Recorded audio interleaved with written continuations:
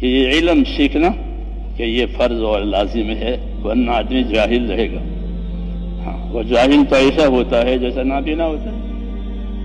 جی ہاں، اسے کچھ پتہ نہیں کیا اونچ ہے کیا نیچ ہے۔ جی ہاں، ایسے ہی جب علم نہیں ہوگا تو وہ اپنی ذمہ داریوں کو کیسے پوری کر سکے گا؟ جو تو بے خبر ہے۔ اس لیے اللہ تعالیٰ نے ہم کو علم سے نوازا اور علم کو فرض کیا کہ اپنی زندگی علم والی بناوے۔ جس لائن میں ہو اس لائن کا علم اس کے ذمہ ضروری ہے، تاکہ اس کو فضیلت ملے اور آخرت میں اس کا بدلہ ملے اور دنیا میں اس کا حق ادا ہو جائے۔ اس لیے اس علم کو عام کیا گیا، اس کا سیکھنا ضروری قرار دیا کہ اس علم کے بغیر نجات نہیں ہے، اس کے بغیر نجات نہیں ہے۔ جہالت ہے، جہالت جہنم میں لے جاتی ہے۔ ہمارے پڑھنے کے زمانے میں ایک کتاب پڑھائی جائے کریمہ، تو کریمہ میں یہ ہے کہ سرانجام جاہل جہنم بود، کہ جاہل نکو عاقبت کم بود۔ کہ جاہل کا سرانجام کیا؟ کہ جاہل کا سرانجام جہنم۔ کیوں؟ کہ اس نے حقوق کی پائمالی کی ہے، حقوق سے بے خبر رہ کر اس سے حقوق کی پائمالی ہوئی ہے، اس لیے اس کو سزا ملے گی۔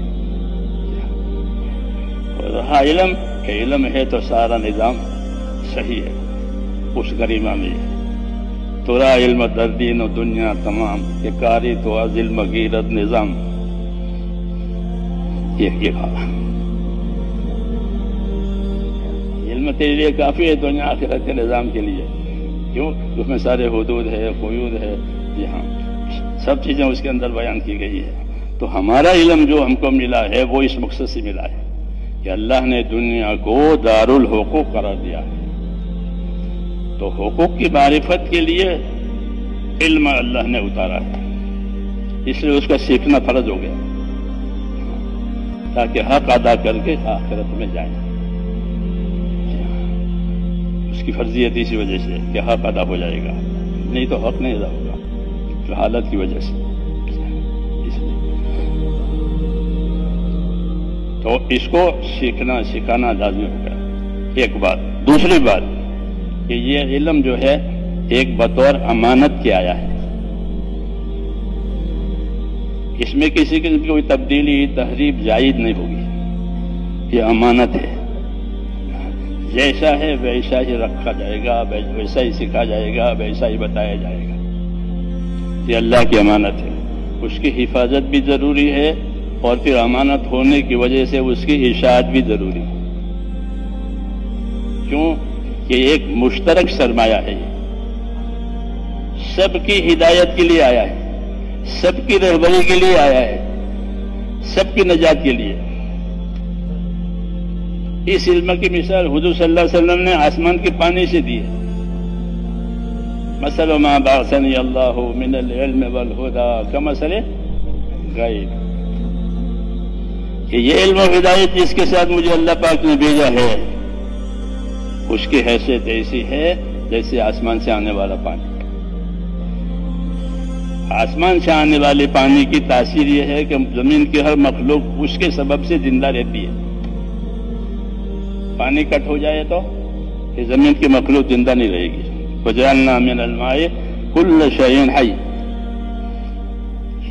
کہ پانی سے ہم نے ہر چیز کو اس زمین پر حیات دے رکھی ہے۔ تو جس طرح پانی حیات کا سبب ہے، اس طرح حضور صلی اللہ علیہ وسلم کا لایا ہوا علم و ہدایت یہ سب کی نجات کا ذریعہ ہے۔ یہ کہنا ہر طبقے کی، اوپر کا طبقہ، نیچے کا طبقہ، کمزور طبقہ، قوی طبقہ، جو بھی طبقہ، سب کی ہدایت، سب کی نجات اس کے اندر ہے۔ اس لیے اس علم کو ایک مشترک سرمایہ بتایا گیا کہ اس میں سب کا حصہ ہے، ہدی للعالمین، سب کی ہدایت ہے، سب کی رہبری ایک مشترک ہے، اس لیے یہ امانت ہے۔ یہ اس کا سیکھنا، اس کا سکھانا اور اس کو حقدار تک پہنچانا یہ ذمہ ہے۔ جس طرح مال تجارت سے ترقی کرے گا، یہ علم اس سے ترقی کرے گا کہ اس کو سکھایا جائے گا، سیکھایا جائے گا، پہنچایا جائے گا، بتلایا جائے گا۔ اس کے طلبگار پیدا کیے جائیں گے. طلب ہوتی